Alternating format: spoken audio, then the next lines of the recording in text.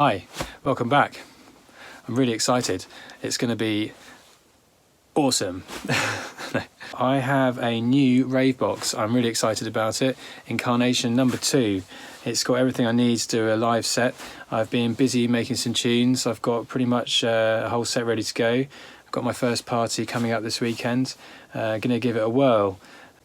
I'm going to give you a little tour and then play you a quick tune idea that's on there at the moment that I'm working on.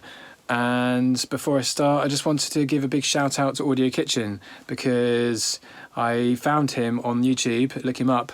I went, yes, someone else is doing dawless live sets and he's building a community and he's brilliant to watch. And watch all his stuff. He's really helpful and just a great way of getting involved with other people doing the similar sort of thing. He's starting a community there, so look him up.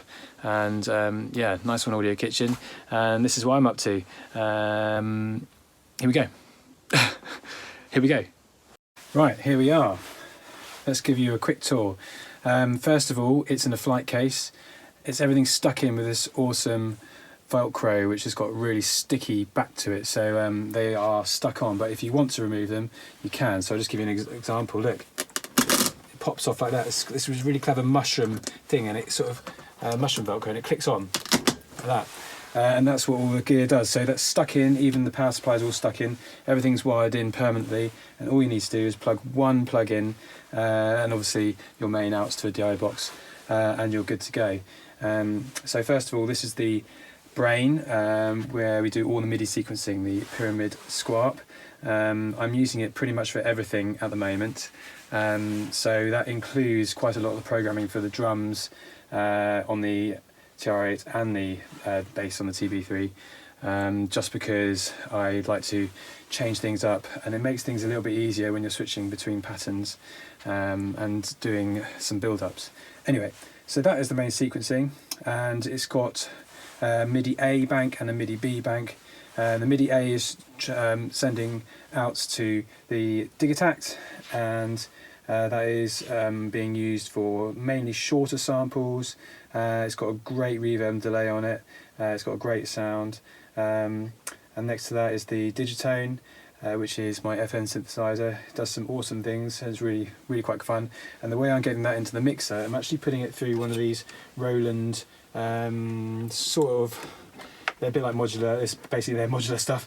It's just a distortion, but it's got a USB out, which means I can put it through into one of the USB inputs on the MX1, so that saves one of the inputs, the analog inputs. And the other side I've got the Access Virus, and that is just if you know what it is, great. It's a multi-timbral synthesizer, and it's really powerful and brilliant, and the delay and the reverb on it are lovely, and I use those as my master reverb and delay alongside the delays on the MX1, which I sometimes use. So this output is actually going straight from the SP-Diff output into the digital input on the MX1, so that also saves an analog input, which is great. And then I'm using the send and returns on the desk for the effects of the Virus 2, which is using the outputs and inputs, which is separate. Okay, and then let's move on to over here. We've got the TB3, which is a 303 emulation. It's pretty good, sounds kind of like it. It obviously doesn't do everything you could do on the old one in the same way. It hasn't got all the nuances, but it has got a great sound and it kind of works. And it's light, which is something I really need to work on, because this is a heavy box, so I've tried to keep it as light as possible.